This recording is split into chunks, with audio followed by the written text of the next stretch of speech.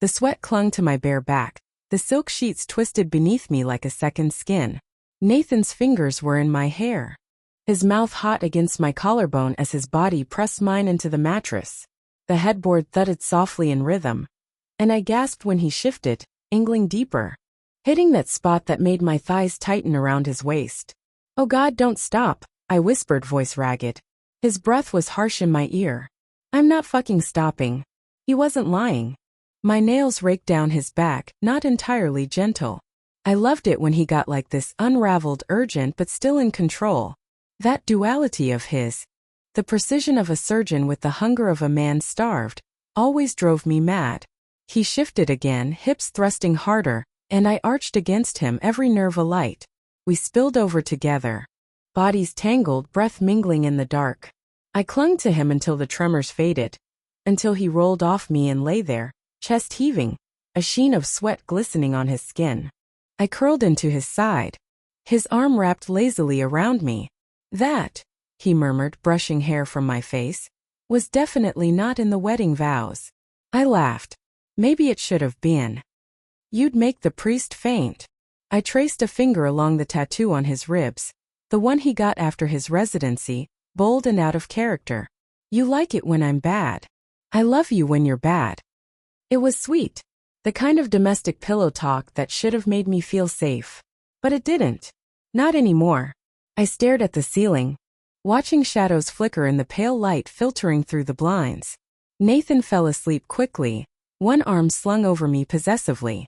I lay there for a while, listening to his steady breathing, trying to pretend this was enough. But my heart felt loud in my chest, restless. And then I thought of her. Vivian. The name still tasted like forbidden fruit on my tongue. We met 2 months ago at a yoga class I signed up for on a whim. I was the only one who arrived late that day, slipping into the back with an apology under my breath, hair messy, cheeks flushed. And there she was, already in the pose, legs long and bare, her body impossibly elegant. She turned her head to glance at me, just a flicker of a smirk on her lips, as if she already knew. "First time?" she asked after class as we both reached for our water bottles. "Is it that obvious?" Vivian laughed, and something in the sound made the base of my spine tingle. "I'm Vivian." "Claire," I said. She studied me, not with judgment but something else, curiosity maybe. "Unge? Ide la te realiza." "You're flexible. Just need to let go a little." I didn't know what she meant until she touched me. I didn't know what I needed until I let her. The first time it was slow, soft, an accident. A lingering hand on my thigh after we shared tea in her loft. A stolen kiss when the conversation dipped into silence. I didn't tell her to stop. I let her mouth trail down my neck, my collarbone, until I was arching beneath her, a moan slipping out before I could swallow it back. Vivian knew exactly how to touch a woman. Her fingers were confident, precise, and yet teasing.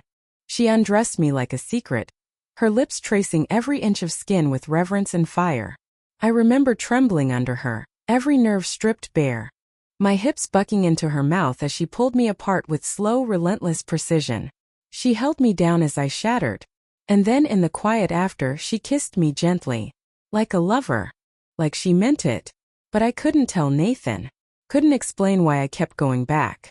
Not just for the sex, though God, the sex was addictive, but for the way Vivian looked at me like she saw something inside me Nathan never did. Something raw, reckless. She made me feel dangerous.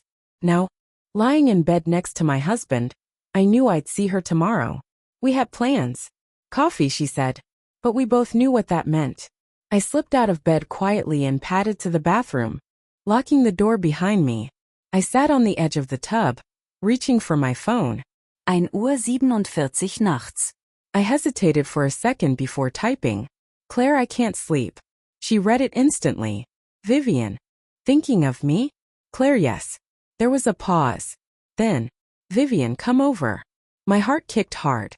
I looked back at the closed door. Nathan was still sleeping. I could be there and back before sunrise. "Claire. I'll be there in 20. I didn't even change. Just threw a coat over Nathan's hoodie, slipped on shoes and left. Her building was 5 minutes away.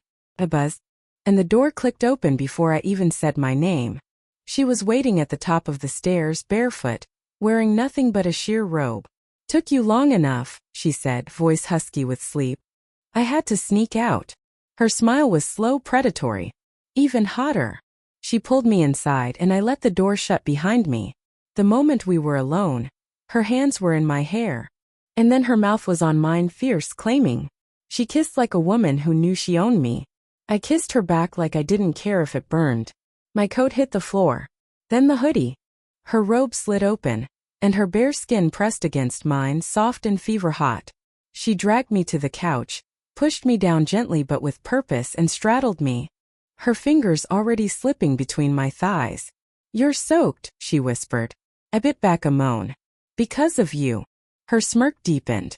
"Then let's make it worth the risk." She did. And for the next hour there was no Nathan, no marriage, no guilt. Only her. Only Vivian. The morning light was brutal, slicing through my eyelids like a razor. I blinked against the sun streaming through the gauzy white curtains in Vivian's loft. Her legs were still tangled with mine, one arm draped across my stomach, her breath slow and even as she slept against my skin. I didn't want to move. My thighs still ached from the night before, from how rough, how greedy we'd both been. She'd devoured me like a promise, like I belonged to her. And maybe I did. But I wasn't supposed to. I slipped out from beneath her, careful not to wake her. My clothes were scattered across the hardwood floor, her doing. The hoodie smelled like Nathan when I pulled it back on. That made something in my chest twist. Guilt probably. Or something meaner. As I tiptoed through the loft, I noticed something strange. A photograph on the bookshelf partially turned away. I wasn't snooping. Not really. But the corner of it caught my attention. Two people, their faces obscured. I picked it up before I could talk myself out of it. The woman in the picture was Vivian. 5 years younger maybe, her hair shorter, her smile wider. She looked happy, carefree, like someone in love. Her arm was around a man. And that man looked exactly like Nathan. I stared at the photo, my pulse spiking. Same eyes. Same jaw. Same goddamn scar on his neck from the skiing accident in Vermont. What the actual fuck? Looking through my things? Vivian's voice was behind me, low, calm. I jumped, nearly dropping the frame. I didn't mean to. I was just... She stepped forward, completely naked, her expression unreadable. That was taken a long time ago. I set it down slowly. That's Nathan. She didn't answer. I turned to her. You knew who I was. From the beginning. Vivian tilted her head slightly. Of course I did. My stomach dropped. What the hell is going on? She walked toward me, unbothered by my rising panic. You're smart, Claire. Aren't you putting it together? I thought. He told me his ex-wife died. In a car accident. 5 years ago. Vivian laughed then. Soft, bitter. That's the story he gave you? Christ. That's cute. I couldn't breathe. You're her. She didn't flinch. My name used to be Elena. Elena Marks. I changed it when I came back. But why? She came closer, gently brushing a strand of hair from my face. To watch. To study. To see if he'd moved on. And then I found you. You seduced me, I whispered. You let me. I backed away. Suddenly cold despite the sunlight. This was all some kind of game. She shook her head. No, Claire. You were never part of the game. Not really. I didn't know if that was better or worse. Vivian stepped into the bathroom, letting the door fall half shut behind her. I heard the water turn on. I just stood there, trembling, heart racing, mind in chaos. Had Nathan known? Had he lied to me for 5 years about his dead wife? About everything? And why the fuck was she still alive? When I got home, the apartment was quiet. Nathan had already left for the hospital. And for a second I was grateful. I needed space to think, to scream, to fall apart. I stood in the kitchen, hands gripping the counter, breathing through the weight pressing down on my ribs. Then my phone vibrated. Vivian. You okay? I didn't respond. Vivian, you weren't just a game, Claire. You still aren't. I turned off my phone. That afternoon, I dug through the drawer in Nathan's study, the one he kept locked until recently. He'd stopped hiding the key after I moved in, trusting me, I suppose. Or maybe just underestimating my curiosity. Inside were old documents, surgical board certifications, insurance papers. I rifled through everything until I found a small leather folder tucked in the back. Marriage license. Nathan Marks and Elena Reed. Dated 7 years ago. Filed death certificate. Elena Marks. Date of death, 5 years ago. Cause vehicular accident. No remains recovered. Declared deceased by legal presumption. No remains. I dropped the papers, hands shaking. My skin felt like it didn't fit right on my body. When Nathan came home, I was waiting on the couch. Arms folded. "Hey babe," he said casually, kicking off his shoes. "You look like you didn't sleep." "I know." He paused. "Know what?" I stared him down. "About Elena. About Vivian." He froze. Just for a second. But it was enough.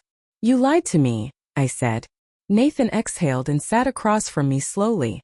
"Okay. Let's talk." "Talk?" I snapped. "You faked your wife's death?" "She was supposed to be gone," he said. "That accident, it wasn't a lie. She disappeared. Her car went off the cliff, they never found her body. She was declared dead. I thought she was dead." "You thought?" I laughed, but it sounded hollow. "She's been in this city for months. She's in my bed." "I know." That shut me up. He looked tired. So tired. I brought her back. My blood turned cold. "What?" "I found her 3 months ago. Or rather, someone tipped me off she might still be alive.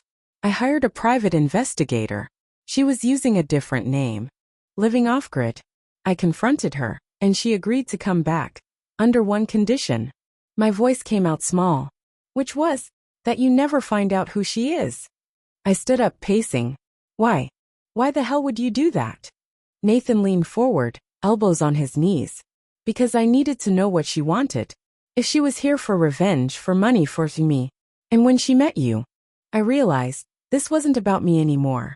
It was about you." I blinked. "Me?" "She became obsessed with you. I thought of her hands on me. Her lips. The way she looked at me like I was art.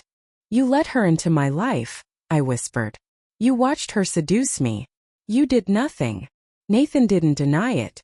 I turned toward the door. "Claire," he said. I stopped. "She's not stable." I looked over my shoulder. "Neither are you." I couldn't sleep that night.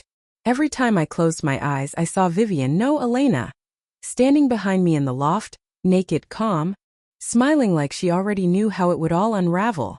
I saw Nathan's face, expressionless when he admitted he'd known. That he'd let it happen. They had both lied to me. Used me. But for what?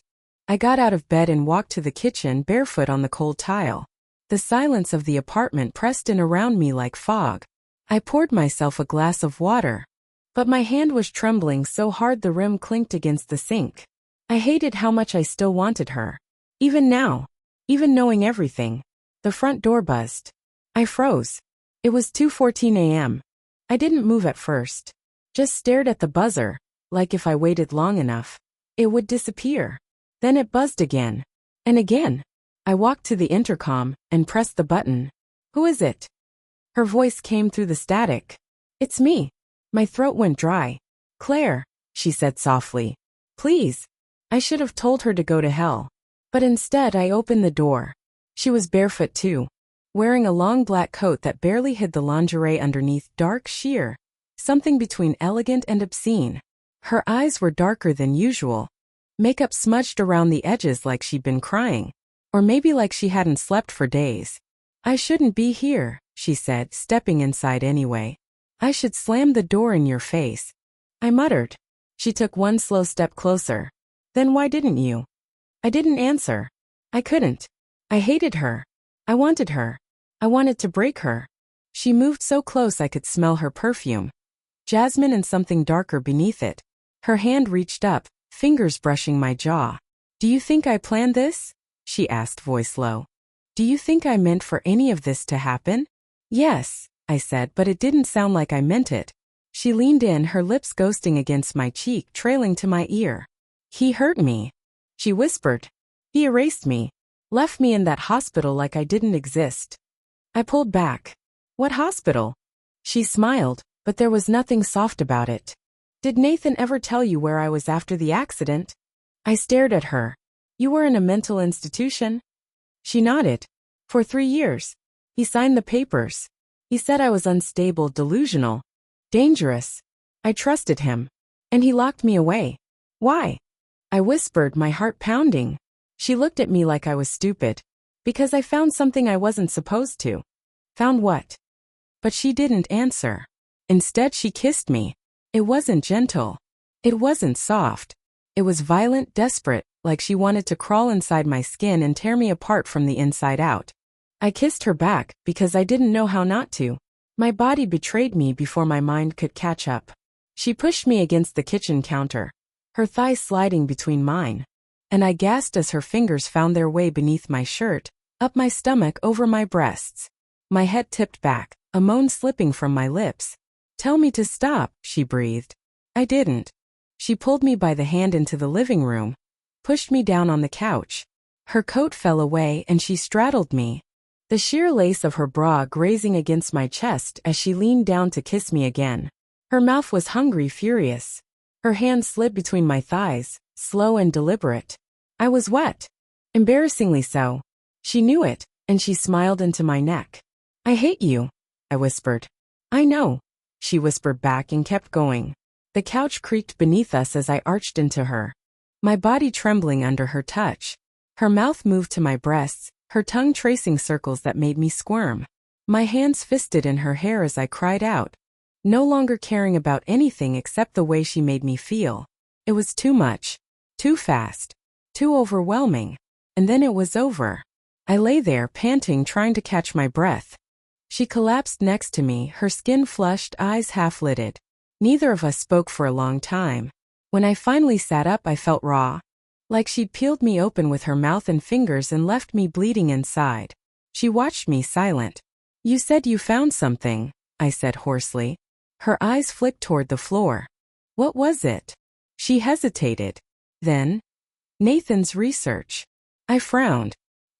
He's a surgeon. Yes, but he was experimenting. Off record. Psychological observation. Trauma-induced memory manipulation. Using patients from the clinic. And from our personal life. I stared at her. Are you saying he used you? She nodded. He wanted to see if trauma could erase love. If pain could override memory. If you could make someone forget who they were. Or want to forget. I felt like I couldn't breathe. That's insane. She laughed bitterly. So is Nathan. And what about me?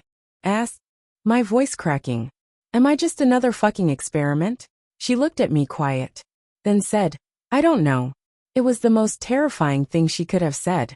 She stood, pulling her coat around her again. Where are you going? I asked. I shouldn't have come here. You said that already.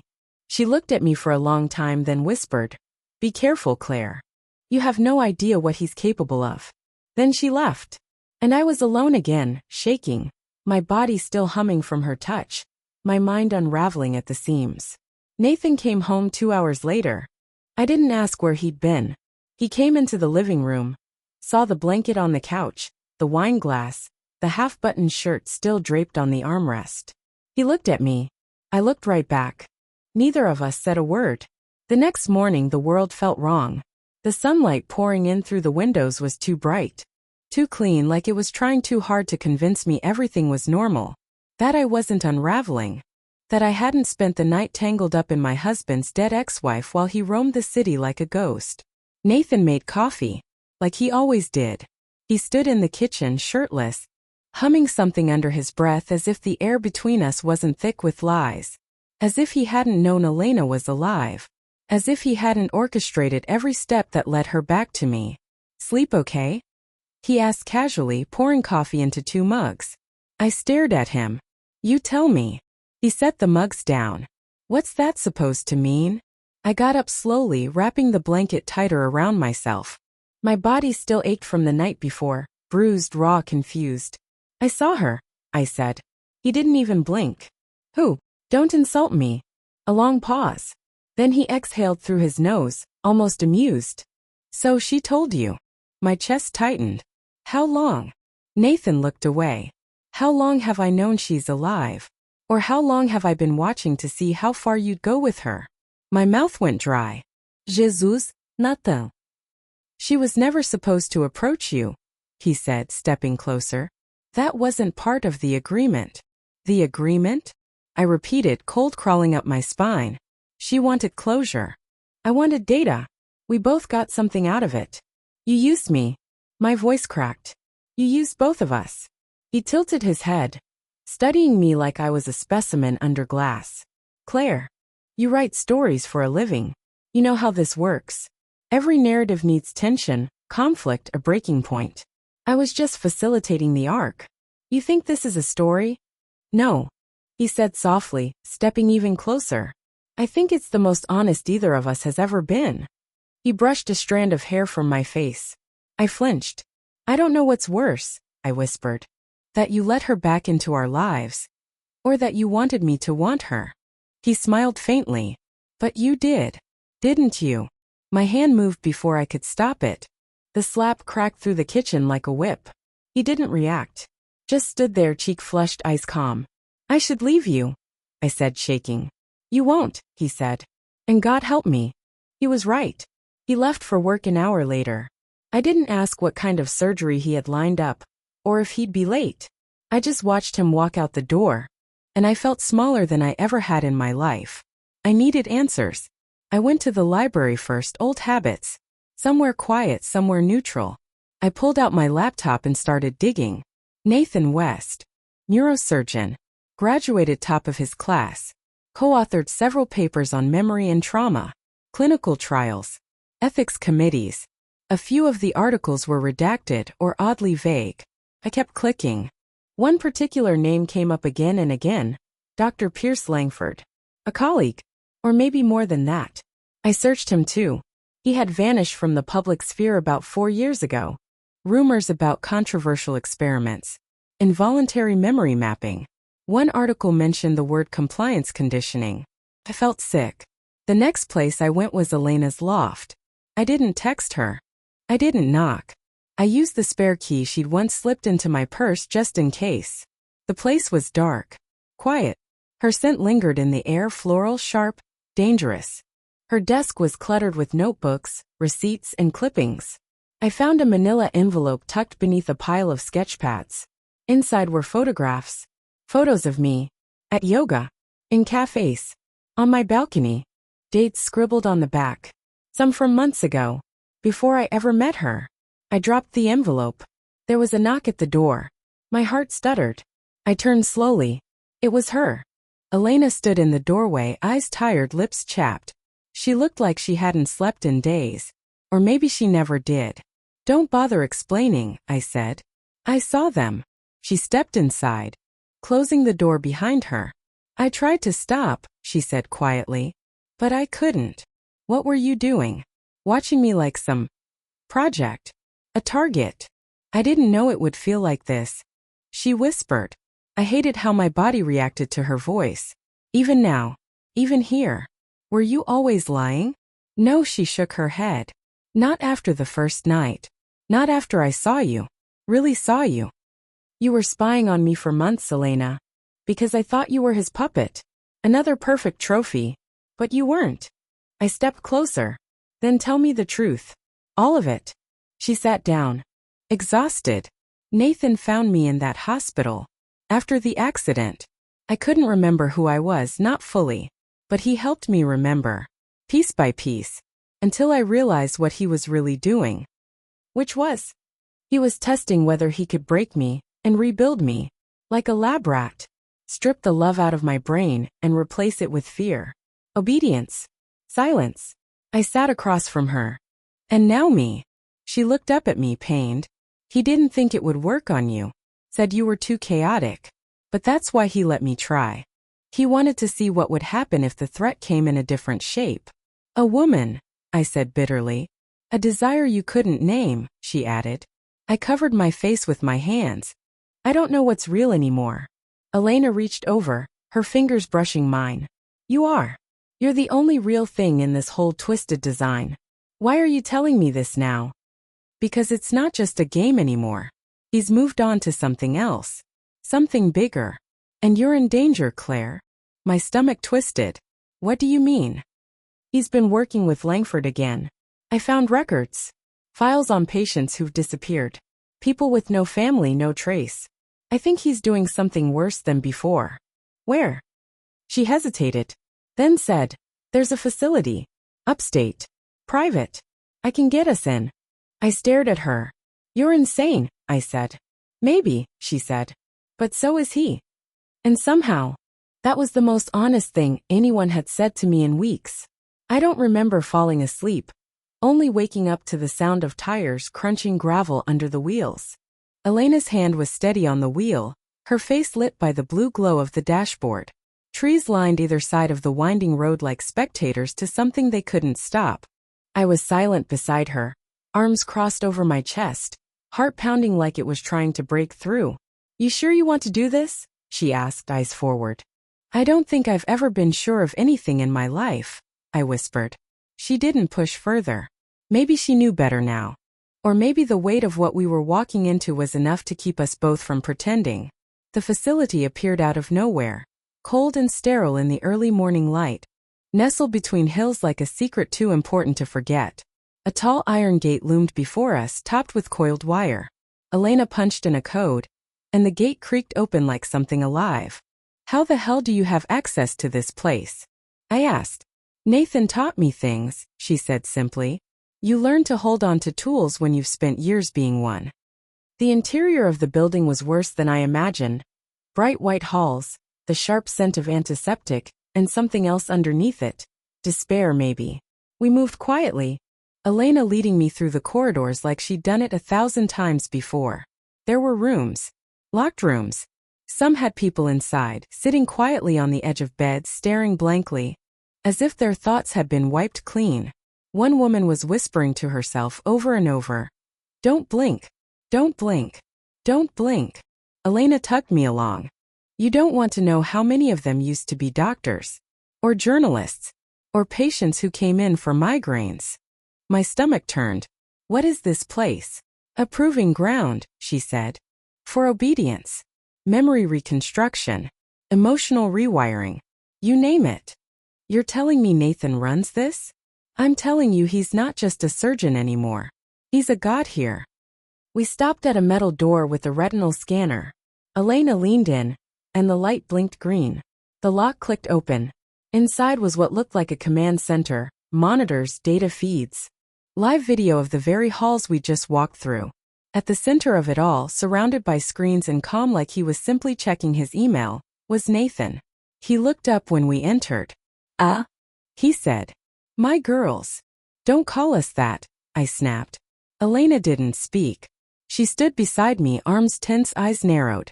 You weren't supposed to bring her here, he said to Elena. Yeah, well. She shrugged. I got tired of being your field mouse. Nathan stood unbothered. You broke protocol. Interfered with the data. We're not your fucking data, I said. He turned to me, smiling gently. Claire, you have no idea how brilliant this all is. You and Elena? You weren't random. You were the catalyst. A love story is the fastest way to reprogram attachment. To test the elasticity of identity, you were the perfect subject. My pulse thundered in my ears. You watched me fall apart. I guided you, he corrected. I took a step forward. You lied about your wife. You lied about everything. Because the truth would have corrupted the results, he said simply. Behind me, Elena moved. I saw the flash of something silver in her hand, a scalpel maybe. Something small. Sharp.